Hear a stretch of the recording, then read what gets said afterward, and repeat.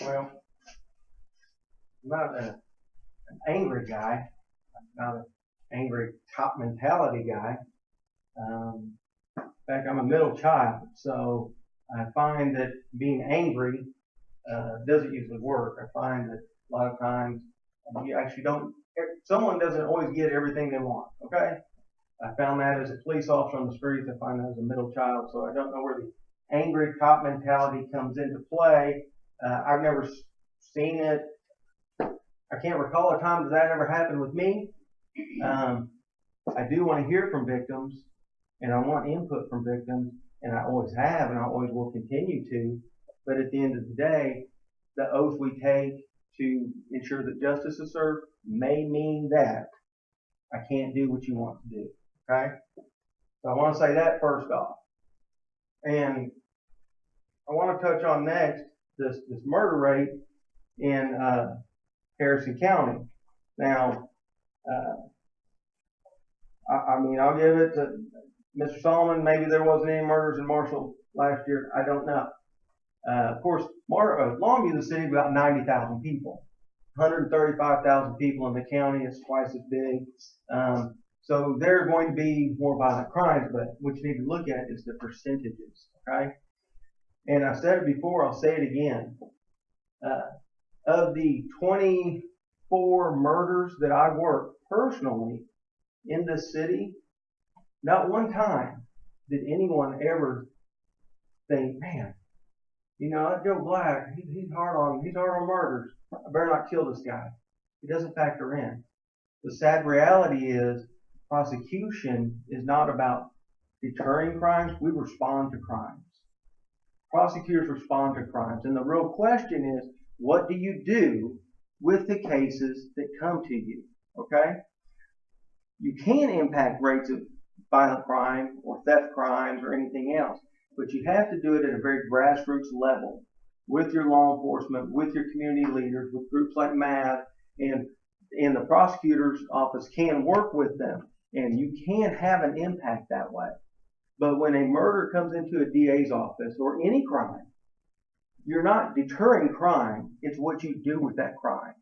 And, you know, maybe if these other cases that Mr. Solomon was talking about got played down to something else, well, maybe if they were better investigated, maybe if our law enforcement, if they worked with our law enforcement better, then we would have that initial charge to begin with. So we wouldn't have to waste time with this charge that later got charged to something lesser. Okay? And maybe if we worked more with our law enforcement, and maybe if we had someone in office with the kind of background I have, we would be making these good charging decisions. Now, Mr. Solomon is right. I am going to talk about the 38% dismissal rate from family violence in this county over the past 7 years. Not my numbers. I didn't make them up. That's from the Texas Office of Court Administration. You go to their website, you search like I did from January 1, 2011 to December 31st, 2017. You click on dispositions, and then you can click on guilty by plea, guilty by bench trial, guilty by jury trial. It also has deferred probations on there and everything else. And these numbers come up. It gives you the total cases and the total number of dismissals, and you have to do the math. Those are their numbers. They're not my numbers. 34% dismissal rate on aggravated robbery, 38% dismissal rate on indecency with a child, 53% dismissal rate on sexual assault. Those are real. And I don't think that's good enough. You know, when you look at Upshur County that has a 7% dismissal rate on aggravated robbery, 8% dismissal rate on indecency with a child, 33% dismissal rate on sexual assault, you need to look, I think, at what's Upshur County doing. And I think Upshur County is doing exactly what I'm talking about.